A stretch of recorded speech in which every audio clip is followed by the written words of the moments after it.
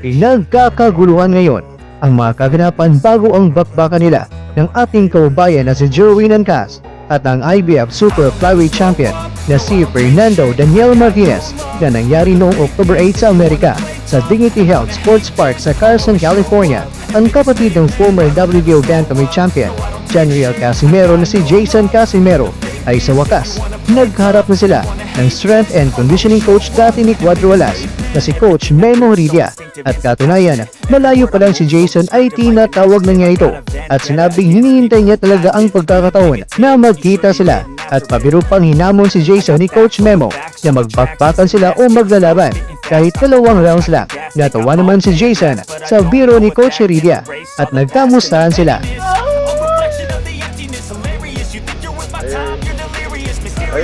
Double good Get off of me, this ain't no humble brag. I want you to hear words, you can say them back. I want you to feel free from the chains that last, and to believe in what you got, it was built to last. Yeah.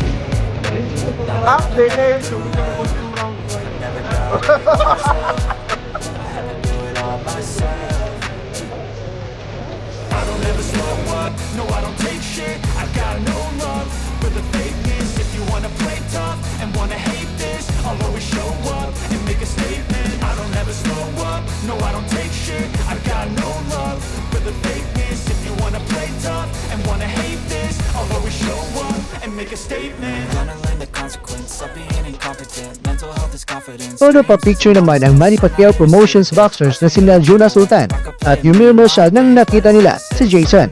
At kitang-kita natin mga kwento na talagang pagpapahiwatig sila na talagang nami-miss nila ang bawat isa at talagang good vibes lang.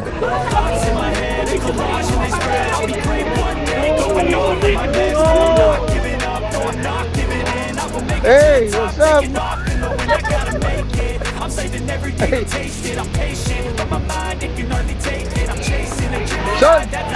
Son! Tata! Apo! Pagkalipas lang ng ilang mga minuto ay aba, sumali na rin si Janriel Casimero sa kasiyahan at kamustahan sa pamamagitan ng video call. Hindi rin napigilan ni Idol Marvin Mabay TV at siya nga pala, video courtesy po tayo sa kanya ngayon. Pangatakwento, sinabihan ni Marvin Mabay si Casimero na sana ay magbalik na siya sa Amerika at hindi doon na malayo sa kanila. Sa video ring ito, nalaman ng lahat na kasama pala ni Jason na pumasok sa naturang event ay ang manager ni Cuadro Alas na si Edis Rivas at may pabonus pa dahil andun pa si Vasil Lomachenko. Yes, kinsa ikaw ba nimo? Lumating to? Nakaputi, nakaputi ka? Oh, yun. Ayun, no? Si Limas. Si Ortiz nandito Si Limas ka ba ninyo siya? Victor Ortiz? Oh, grabe. Nakalam ka pala. Yan kasama mo. Nagbahagi naman si Joseph Rivera o mas kilalang si Koyang Joseph ng post sa kanyang Facebook account. Ang larawan na kasama nila ang manager ni Cuadro Alas na si Edis Rivas at ito ang malimit at maingat na sagot ni Jason Casimero patungkol dito. Yes. Bro, may ipapakita ako. Ayan, Ano? nagpa-picture lang ako niyan. Oy. Wow. Sir, Iba kayo dyan. Iba kayo. Nila na nagpa-picture lang ako niyan. Hindi nila alam na sila yung kasama ko. Pangarakwento, ipinahayag din muli ni Jason Casimero ang paparating na laban ni Cuadro Alas kontra sapo na si Rayo Ataho. Abangan niyo yung laban ngayong December 3, Casimero versus Akaho. Siguro South Korea or sa Japan kasi hindi pa natin alam, baka mag-open na yung Japan ngayong 11, baka doon na nila ipopost yung laban ni Tata pag mag-open na yung visit yung visit visa.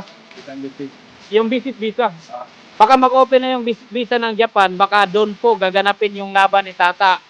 Kaya dalawa po yung pinagpilian kasi 'di ba sabi ko nga baka mag-open na yung Japan ngayong 11 na po.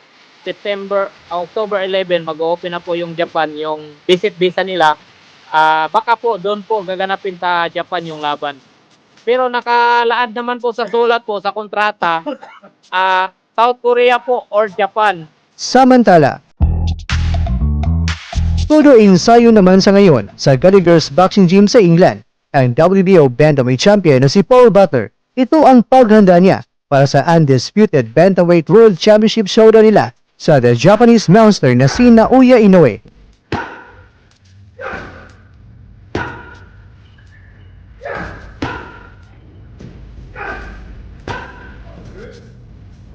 May mga side-to-side movements na itong si Butler. Kung magka-counter siya, kaya tila ba ating makikita na pinaghahanda na niya ang close fight na laban. Dahil syempre, hindi na niya pag-aaralan kung paano tumakbo sa laban. Dahil kabisado na niya yan. Hindi, biro lang mga kakwento. Mga kakwento, ngayon naman ay ating panoorin ang mga paghahanda ni Paul Butler para ma-upset niya itong si Naoya Inoue.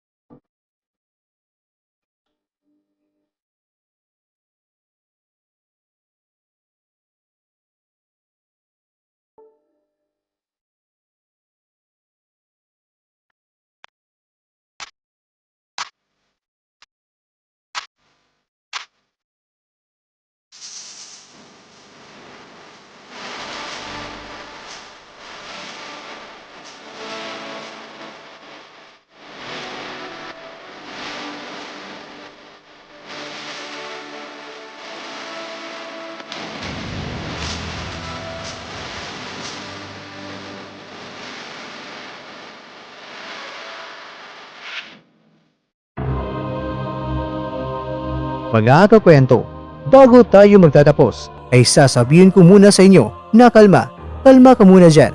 Dahil baka ikaw rin ay nalilito kung kasado na ba talaga ang Casimero versus Akaho. Kung sa Team Casimero mo pakikinggan, ang kasagutan ay oo, kasado na ito at namimili na lang kung saan ito gaganapin, sa Japan ba o sa Korea. Kung si Akaho naman ang tatanungin, ay hindi pa ito sigurado dahil hindi pa ito opisyal na sinabi ng kanyang promoter sa kanya. Mga kakwento, kalma lang po tayong lahat at maghintay na lang. Mahirap po na ating pangungunahan ang mga pangyayari dahil wala po tayong ibang magagawa dito kundi maghintay na lang sa paparating na official announcement sa pamamagitan ng dalawang mga kampo. At yan po sa tingin ko ang dapat na gagawin natin. Pero sana talaga ay may kasa talaga ang bakbakan. Casimero versus Akaho. Mga kakwento, excited na ba kayo?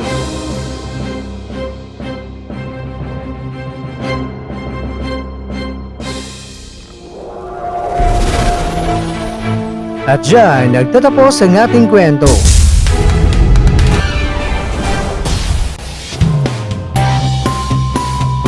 Maraming salamat mga kakwento sa inyong panunood. Pero baka naman ay nagustuhan nyo ang kwento natin ngayon, baka pwede nyo po kong babigyan dyan ng like.